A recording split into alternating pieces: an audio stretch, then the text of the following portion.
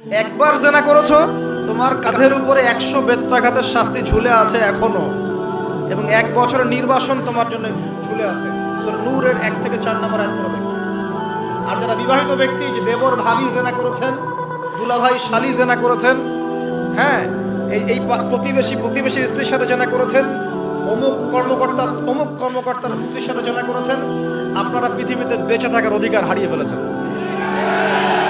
কারণ একজন বিবাহিত ব্যক্তি যদি জেনা করে, তার একটা শাস্তি ইসলামে, সেটা হলো রজম। তাকে কোমর পর্যন্ত মাটিতে পুঁতে ফেলে পাথর নিক্ষেপ করে হত্যা করতে হবে। এটা ইসলামের বিধান। এই বিধান এখন চালু করা যাবে না। এই বিধান এখন পৃথিবীর কোথাও আছে বলে আমাদের জানা নাই। হয়তো অল্প কিছু জায়গায় থাকতে পারে, এটা আল্লাহর ইচ্ছা। বেশিরভাগ জায়গায় এইসব বিধান নাই, কিন্তু আল্লাহ পাকের আসমানে এই বিধান আছে। জমিনে এইসব বিধান নাই ঠিকই, বাট আল্লাহ পাকের আসমানে এই বিধান আছে। মৃত্যু হয়ে গেলেই শাস্তি ভোগ করবে যদি তওবা না করে মারা যায়।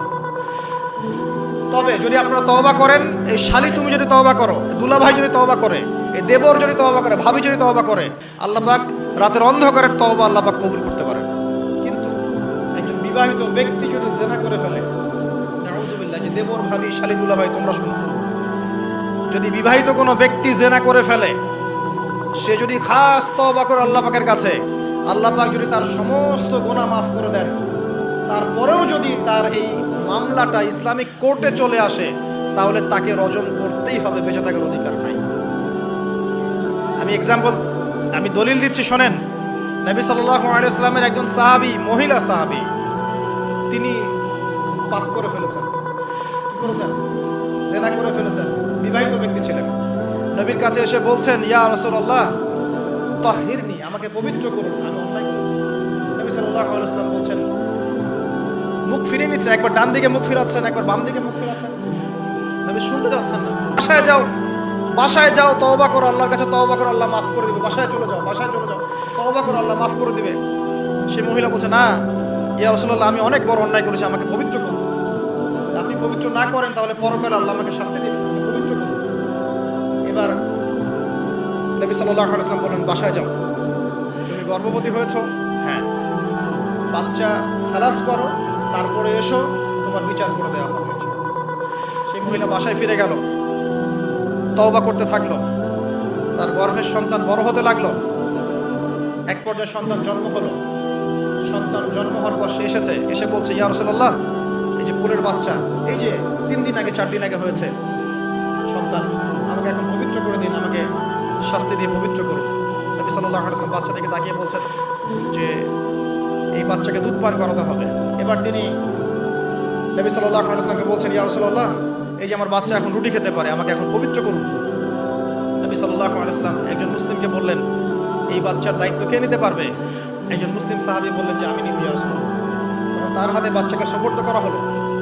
বাচ্চাকে সুপর্দ করার পর এই মহিলাকে নিয়ে যাওয়া হচ্ছে, এবং সাহাবীকে বলা হলো, অন্যান্য সাহাবীদেরকে বলা হলো, তোমরা এই মহিলাকে নিয়ে যাও, নিয়ে গিয়ে রজম করো, অর্ধেক মাটিতে পুঁতে ফেলে পাথর নিক্ষেপ করে হত্যা করো। এবার সাহাবীরা এই কাজ করছেন। খালিদ বিন ওয়ালিদ রাদিয়াল্লাহু আনহু, বিখ্যাত বীর সাহাবী, তিনি তখন মুসলিম হয়েছেন এবং অনেক যুদ্ধের নেতৃত্ব দিচ্ছেন। তিনি একটা পাথর নিক্ষেপ করেছেন। এই নিক্ষিপ্ত পাথরের আঘাতে রক্তের ফিনকি ছিটকে এসে খালিদ বিন ওয়ালিদ রাদিয়াল্লাহু আনহুর এই যে কাপড়ের মধ্যে পড়েছে। তখন খালিদ বিন ওয়ালিদ রাদিয়াল্লাহু আনহু তিনি বলছেন, ছি, আমার কাপড়ে একজন ব্যভিচারী নারী রক্ত পড়লো, এরকম একটা স্টেটমেন্ট তিনি করেছেন। তখন নবী সাল্লাল্লাহু আলাইহি ওয়াসাল্লাম রাগ করে বলেন, এ খালিদ, তুমি থামো। তুমি জানো এই মহিলা অন্যায় করার পর এমন তওবা আল্লাহর কাছে করেছে, এত বেশি তওবা সে আল্লাহর কাছে করেছে, বিগত এই সময়গুলোতে, এই তওবা যদি পুরো মদিনাবাসীর মধ্যে ভাগ করে দেওয়া হয় তবুও কম হবে। এবং সেই মহিলা এখন জান্নাতে আছে, জান্নাতে নদীতে সাঁতার কাটছে ইনশাআল্লাহ। আমি বুঝাতে পারলাম কিনা? এই মহিলাকে আল্লাহ পাক মাফ করে দিয়েছেন, তিনি জান্নাতে আছেন ঠিকই, দুনিয়াতে তার বিচার নবীজি করেছেন। তারপরেও আমি কি বুঝাতে পারলাম যে বিবাহিত ব্যক্তি ব্যভিচার করলে কিরকম শাস্তি হবে? এরপরেও যারা এখন ওই জেনার অপরাধে লিপ্ত আছেন, অবিবাহিত হন আর বিবাহিত হন, আল্লাহর ওয়াস্তে আজকে গভীর রাত্রে গিয়ে তওবা করবেন, রাত্রেবেলা ওযু করবেন, জায়নামাজে দাঁড়াবেন। তোমরা কি মনে করো যে গার্লফ্রেন্ডকে নিয়ে হোটেলে রাত কাটানোই জানা? তুমি যে তার হাত ধরে ঘুরছো এটাও জানা, তুমি তার সাথে কফি খাচ্ছ এটাও জানা করছো। তুমি নোট এক্সচেঞ্জ করতে গিয়ে ওর সাথে যে প্রেমের লেটার্স এই করছো, এটা জেনা করছো। রাত্রেবেলা রাত জেগে কথা বলছো, জেনা করছো। তুমি ওর দিকে খারাপ নজরে তাকাচ্ছ, জেনা করছো। তুমি ওর সাথে যা যা করছো সবই জেনা হচ্ছে। আর আমরা তো এখন এটাকে ফ্যাশন মনে করি।